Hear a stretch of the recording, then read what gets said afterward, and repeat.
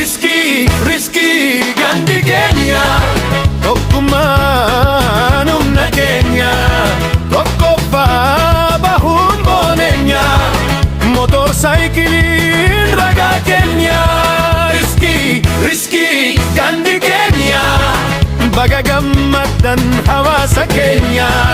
kun bu'aa keenya jechuun ibsa injifannoon haraa kan uummataa.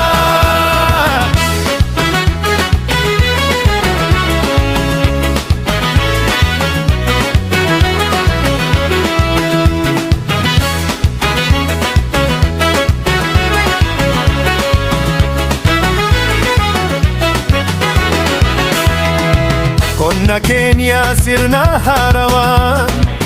midhaan horsiisa oomisha bal'inaan daldalli ka'ee gabaan babal'ate hojii harkaanis jireenyi jijjiirame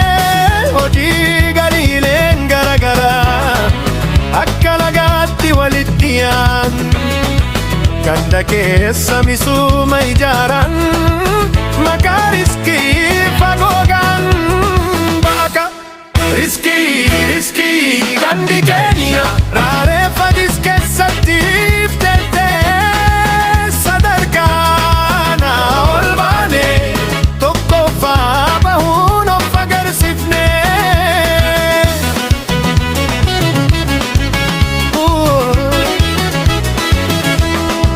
dargaggoon humna kenne dubartiin yaada onnee kennite jaarsoliin gorsa hin kusanne tokkummaan dhagaa ijaarsa taane ilmi manaa fi alagaan hundumtuu harka wal qabate gargaarsa mootummaa osoo hin eegin of gargaaruun seenaa barreessine deebii uummataa eenyutu moo'e riskii moo'e eenyutu hojjete himmataa keenya badhaasni kun kan eenyu yoom keenya hundaan baaka riskii gandi keenya tokkummaa